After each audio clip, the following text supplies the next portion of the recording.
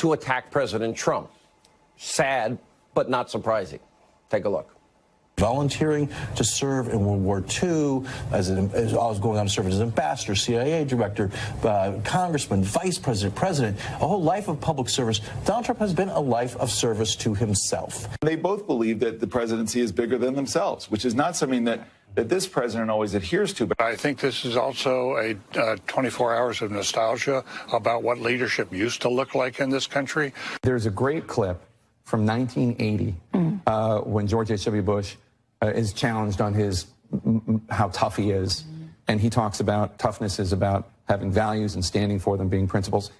Toughness is not attacking. He understood that the press wasn't the enemy of the people, and even said, basically, at the end of the day, we're all in this together, and I will be here for you just like I know you would be here for me. What a remarkable difference between 1988 and 2018.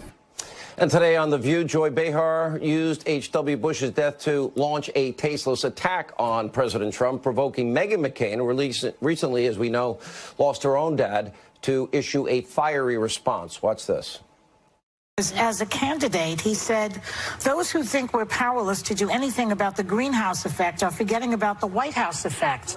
And then he signed into law the Clean Air Act Amendment of 1990, one of the most sweeping environmental statutes ever. This president that we have now is trying to unravel everything that he did and Obama did. And if I ever become a one-issue voter, it will be about pollution and the greenhouse effect and Could the we fact focus that on the president, please? I don't want to talk about Trump. We're honoring a great president who's passed. Please. I want to talk about but I'm not interested in your one issue. I don't care what you're interested in. I'm talking. Well, I don't care what you're interested in We'll either. be right back. Anyone notice, like, the liberal snowflakes behind? Oh, forget it. Down there on the floor right now with Chris Wallace is someone who has prospered enormously during the years of Reaganomics. Chris Wallace, who do you have? Well, that's right, Tom. One of the interesting things about any national convention is the surprising people who show up on the floor. And here tonight is real estate tycoon and best-selling author Donald Trump. Well, thank you very much. Well, you're welcome. You have flirted with the idea of politics. Now you're here at your first national convention. Does that get you interested in possibly making the plunge? Now you have to tell me something. Who told you I flirted? Well, I didn't know that I flirted with. Well, you took out full-page ads in the New York Times to talk about your foreign policy. Some people would say... I do feel very strongly about the country. I love the country, but I think you're going to have probably George Bush as your next president. He's an excellent guy, an excellent man. He's a friend of mine, and I'm here for that reason. Well, I wasn't talking about this year, Mr. Trump, but you have said that if you ran for president, you'd win.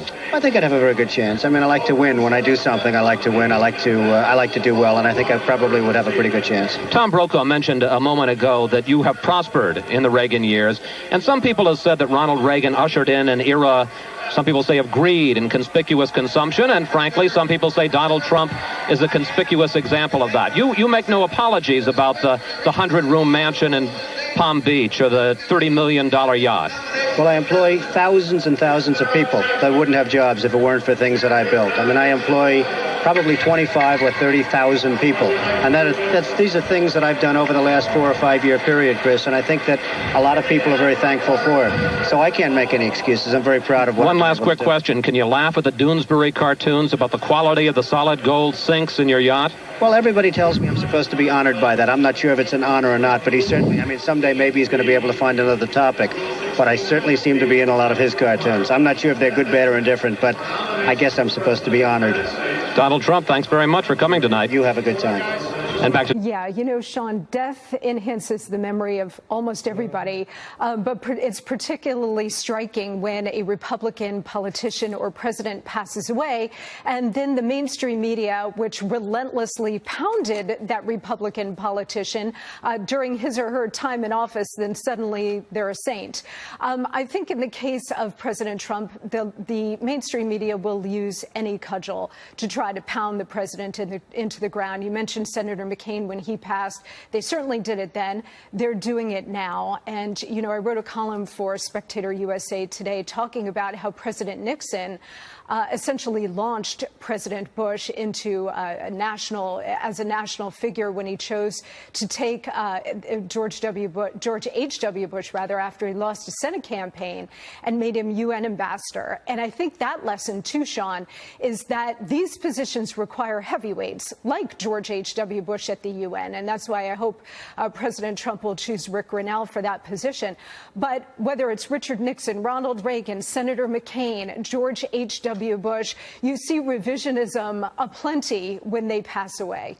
Yeah, Molly, thanks for joining us. I just want to get your thoughts on it. It is a bit of a phenomenon, though. And to me, there's just phoniness about it. Like, for example, I didn't care that John McCain, when he came back after his surgery, said, these guys on talk radio and cable, said, hell with them. I'm cool with that. Well, you know, he kind of liked me when he was running for president, and liked those outlets when he was running.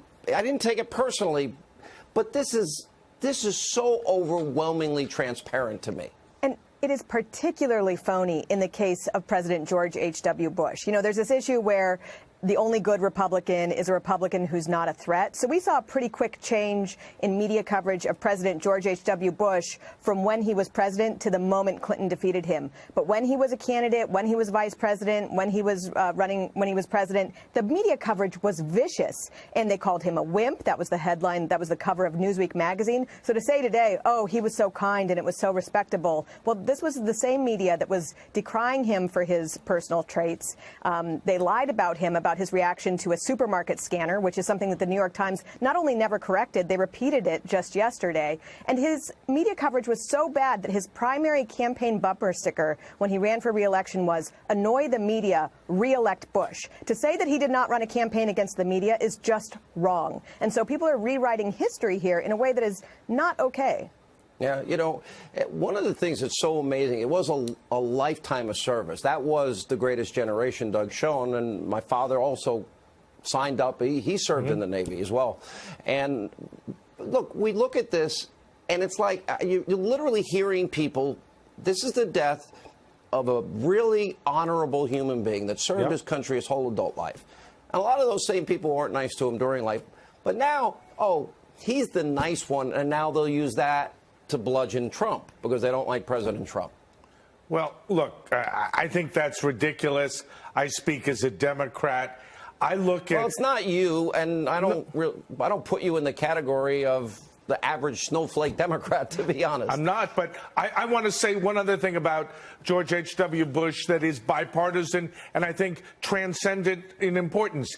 He, more than any single individual, was responsible for the fall of the Soviet Union, the fall of the wall, the end of communism in Eastern and Central Europe. And if we as Democrats and Republicans can't celebrate that now, there's something wrong with us, and hope that President Trump in his foreign policy has a similar success. Listen, I would argue real quick, Monica, the policies of President Trump on regulation, on taxes, on justices and judges on the courts, on the wall even, peace through strength, standing up to our enemies, identifying evil for what it is, pretty similar to what President Reagan and President Bush also stood for. Yes, 100%, which is part of the reason why the mainstream media and others who oppose President Trump oppose him. But they mostly oppose him, Sean, based on style. They are repulsed by him. They consider him a vulgarian, and they reject his style, and they loathe him in every way. But his policies are quite popular. He's delivering a booming economy and a stronger military and a stronger international position, and the American voters agree with that and support it. You know, shocking, Molly, I'll give you the last word. We have about 25 seconds. That every president has their own style, and sometimes the moment calls for, like I would argue this one, disruptive. Yeah, Donald Trump breaks a few dishes, but things are getting done, and we needed them to get done. Well, and it's okay for different presidents to have different styles. It's disrespectful in this media coverage of President George